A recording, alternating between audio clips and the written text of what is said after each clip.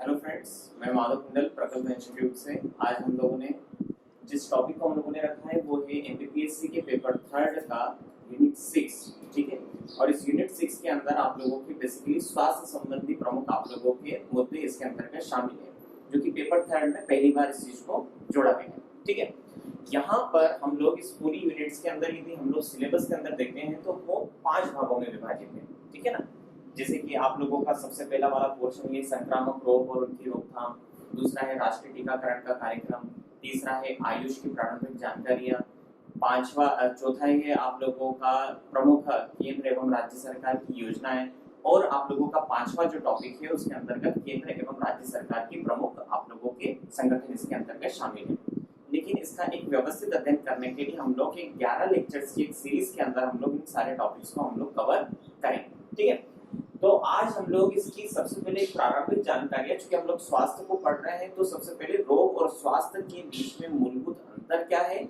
और स्वास्थ्य की अवधारणा क्या है और स्वास्थ्य के प्रमुख घटक, इसको हम लोग इसके अंतर्गत शामिल करेंगे। ठीक है, सबसे पहले तो रोग क्या है।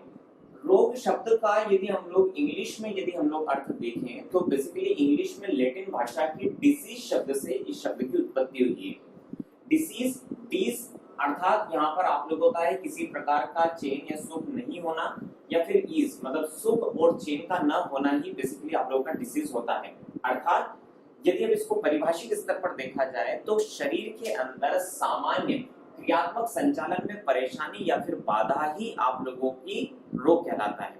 अर्थात यहाँ पर हम लोग एक चीज समझ पा रहे हैं कि रोग एक छोटी अवधारणा है जिसके अंतर्गत शरीर के किसी भी कार्य का संचालन ना होना, वो कुछ भी हो सकता है आप लोगों का, वो आप लोगों के रोग की श्रेणी में आता है। स्वास्थ्य की WHO की परिभाषा के अनुसार, स्वास्थ्य की WHO की परिभाषा के अनुसार यहाँ पर मैं एक चीज बताना चाहूंगा कि WHO की परिभाषा और आयुर्वेद की भी जो परिभाषा है वो बहुत कुछ मिलती जुलती है। क्या अंतर है उसको हम लोग आगे समझते हैं। WHO ने बोला है कि स्वास्थ्य पूर्ण शारीरिक, मानसिक एवं सामाजिक स्वस्थता की स्थिति है, न कि केवल रोग की अनुपस्थिति। अर्थात केवल रोग न होना ही स्वास्थ्य नहीं है, बल्कि किसी भी व्यक्ति का पूर्ण रूप से शारीरिक, मानसिक, सामाजिक स्तर पर स्वस्थ होना ही आप लोगों का स्वास्थ्य कहलाता है। आयुर्वेद से थोड़ा सा आगे बढ़ के आप लोगों के आध्यात्मिक पक्ष को भी इसमें शामिल करता है। अर्थात यदि आप लोग देखेंगे तो यहाँ पर स्वास्थ्य में शारीरिक, मानसिक, सामाजिक के साथ साथ में आप लोगों का आध्यात्मिक पक्ष भी उसके अंदर शामिल होता है। जब हम लोग आयुर्वेद को समझेंगे तो आयुर्वेद वाला जो पोर्शन आएगा उसमें मैं आप लोगों को आध्यात्मिक पक्ष को भी समझाऊंगा। लेकिन यहाँ पर एक साधारण सी स्वास्थ्य की जो परिभाषा आप लोगों की एनसीईआरटी की बुक्स, NIOS की बुक्स या फिर इग्नू के अंतर्गत नोट्स के अंदर जो चीज शामिल की गई है उसमें आप लोगों के 3 पक्ष आप लोगों के शामिल किए गए, शारीरिक, मानसिक और सामाजिक। ठीक है, यहाँ पर हम लोग एक चीज समझते हैं कि शारीरिक आप लोगों का स्वास्थ्य के अंतर्गत आप लोगों की क्या चीज शामिल होती है।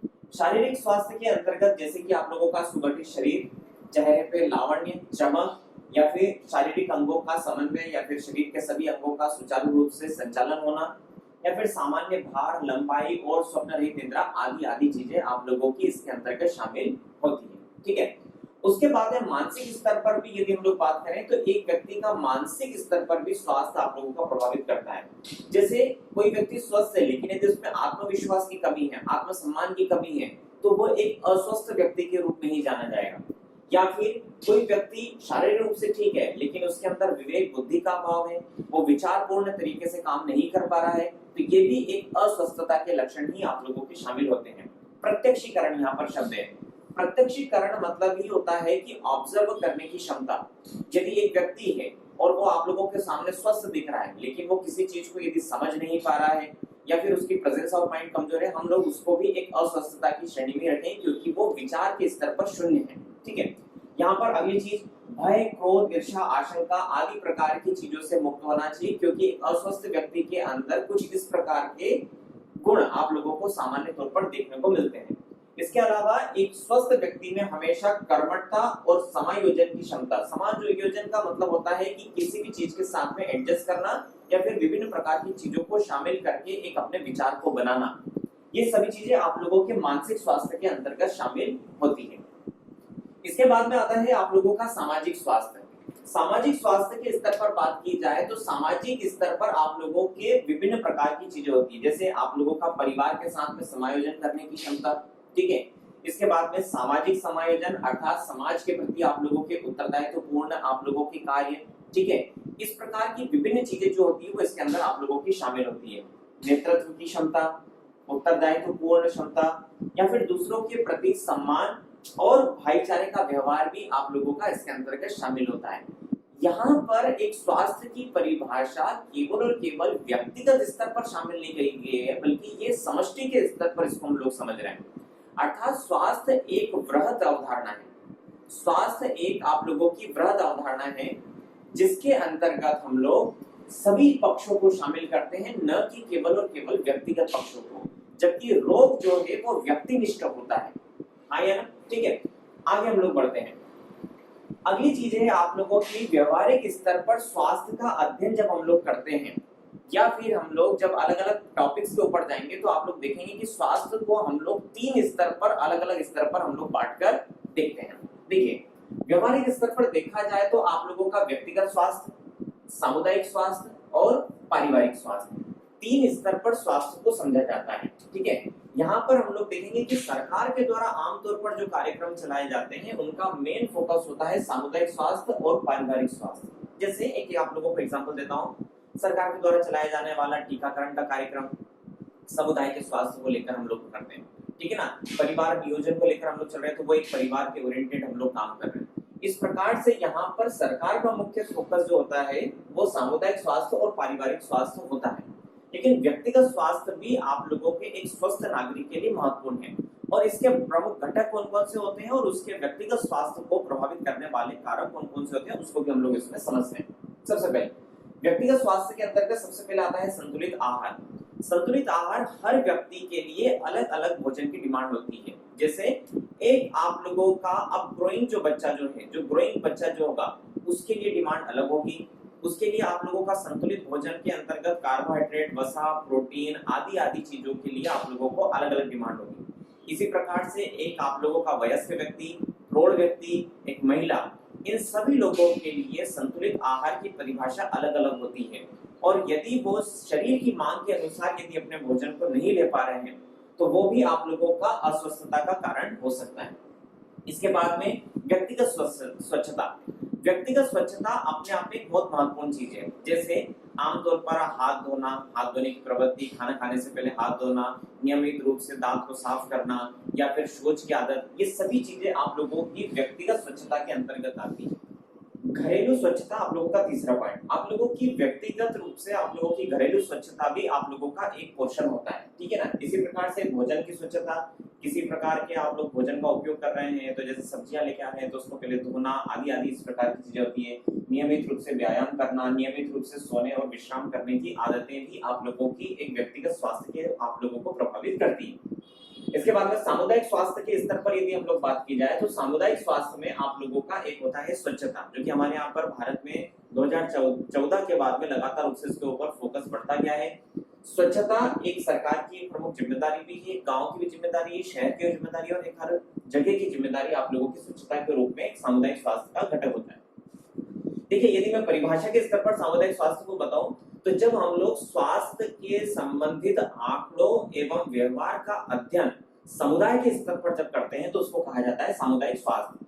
इसी प्रकार से पारिवारिक स्वास्थ्य क्या होगा, जब हम लोग विभिन्न प्रकार के स्वास्थ्य संबंधी आंकड़ों का एवं व्यवहार का अध्ययन एक परिवार के स्तर पर करेंगे तो वो आप लोगों का कहलाएगा पारिवारिक स्वास्थ्य। इसी प्रकार से व्यक्तिगत स्वास्थ्य क्या होगा कि जब हम लोग स्वास्थ्य संबंधी आंकड़ों एवं व्यवहारों का अध्ययन व्यक्ति के स्तर पर करेंगे तो वो आप लोगों का कहलाएगा व्यक्तिगत स्वास्थ्य, ठीक है। तो यहाँ पर आप लोगों के सामुदायिक स्वास्थ्य के अंतर्गत जैसे कि स्वच्छता, मैंने जिसको एक्सप्लेन करा अभी, फिर आता है खाद्य सामग्री का मानकीकरण अर्थात स्टैंडर्डाइज फूड। आप लोग जो भी ले रहे हैं वो एक स्टैंडर्ड किस्म का होता है। ऐसा नहीं है आप लोग जंक फूड वगैरह इस प्रकार का यूज, यदि आप लोगों के समाज के अंदर प्रवृत्ति यदि ज्यादा हो जाएगी तो समुदाय का स्वास्थ्य स्वाभाविक रूप से कमजोर होना शुरू हो जाएगा। इसके अलावा रोगों की रोकथाम के लिए व्यवस्था एक समुदाय की व्यवस्था होती है, जैसे कि हर गांव के स्तर पर आप लोगों के प्राथमिक एवं उप स्वास्थ्य केंद्रों की विकसित करना एक तरीके से रोगों को नियंत्रित करने के लिए समुदाय की जिम्मेदारी के रूप में आता है। इसके अलावा मध्याह्न भोजन का जो प्रोग्राम आप लोगों का चल रहा है वो भी आप लोगों का सामुदायिक स्वास्थ्य के अंतर्गत ही आएगा। इसके अलावा अन्य स्वास्थ्य संबंधी योजनाएं या फिर सुविधाएं, जैसे आशा कार्यकर्ताओं के द्वारा काम किया जाना, आंगनबाड़ी कार्यकर्ताओं के द्वारा काम किया जाना, विभिन्न प्रकार के स्वास्थ्य कर्मियों के द्वारा काम किया जाना, ये सभी की सभी चीजें आप लोगों के सामुदायिक स्वास्थ्य के अंतर्गत ही शामिल की जाएगी। अब आते हैं हम लोग एक परिवार के स्तर पर। जब हम लोग छोटे स्तर पर या फिर हम लोग समष्टि स्तर पर हम लोग देखें तो पारिवारिक स्वास्थ्य के अंदर आप लोगों के जैसे परिवार नियोजन की प्रवृत्ति, कितने लोग आप लोगों के फैमिली प्लानिंग्स को अपना रहे हैं ग्रामीण स्तर पर, या आप लोगों के पारिवारिक स्वास्थ्य को प्रभावित करेगा। टीकाकरण, कितने परिवार के जागरूक पेरेंट्स हैं जो कि आप लोगों के प्रतिरक्षण कार्यक्रम के अंतर्गत शामिल हो रहे हैं। जैसे कि मैं आप लोगों की 2015-16 की नेशनल फैमिली हेल्थ सर्वे का एक आप लोगों को आंकड़ा बताना चाहूंगा कि भारतवर्ष की कुल परिवारों में केवल 63% लोग ही अपने बच्चों का टीकाकरण के अंतर्गत शामिल हो रहे हैं। अर्थात यहाँ पर आपके पारिवारिक स्वास्थ्य में टीकाकरण भी एक बहुत महत्वपूर्ण भूमिका निभाता है। इसी को ध्यान में रखकर हम लोग आगे के लेक्चर्स में मिशन इंद्रधनुष, सार्वभौमिक प्रतिरक्षण कार्यक्रम, इन सभी चीजों को हम लोग इसके अंतर्गत शामिल करेंगे। अगला आता है नवजात बच्चों की स्थिति। नवजात बच्चों की स्थिति क्या है? जैसे आज भी हम लोग देखें तो मध्य प्रदेश के अंतर्गत सर्वाधिक रूप से शिशु मृत्यु दर आप लोगों को देखने को मिलती है। उसका बड़ा कारण आप लोगों की कुछ भी हो सकता है, व्यक्तिगत स्वास्थ्य, सामुदायिक स्वास्थ्य, यही चीजें आप लोगों की पारिवारिक स्वास्थ्य में नवजात बच्चों को भी प्रभावित करती है। प्रजनन दर, अर्थात एक पेरेंट्स के कुल कितने आप लोगों के बच्चे आप लोगों के शामिल होते हैं, या आप लोगों के प्रजनन दर भी आप लोगों के पारिवारिक स्वास्थ्य को प्रभावित करेगी। इसी प्रकार से महिलाओं का स्वास्थ्य भी आप लोगों के पारिवारिक स्वास्थ्य को प्रभावित करेगा। इसके अलावा परिवार के अंदर या तो पारिवारिक निर्णय या फिर वित्तीय निर्णय में महिलाओं की कितनी भूमिकाएं हैं, अर्थात क्या केवल और केवल पुरुष सत्तात्मक समाज तो नहीं है, एक ऐसा समाज, एक ऐसा परिवार हो जिसके अंदर हर व्यक्ति को अपने निर्णय और निर्णय में भागीदारी करने का मौका मिले। ये सभी चीजें आप लोगों के पारिवारिक स्वास्थ्य के अंतर्गत शामिल होती है। ठीक है, तो आज हम लोगों ने अपना सबसे पहला इंट्रोडक्टरी लेक्चर जो कि इकाई 6 का है उसको हम लोगों ने समझा है। इसके बाद में आप लोगों के जो लेक्चर शुरू होंगे वो आप लोगों के क्रमिक रूप से आप लोगों के चलते जाएंगे। ठीक है, धन्यवाद।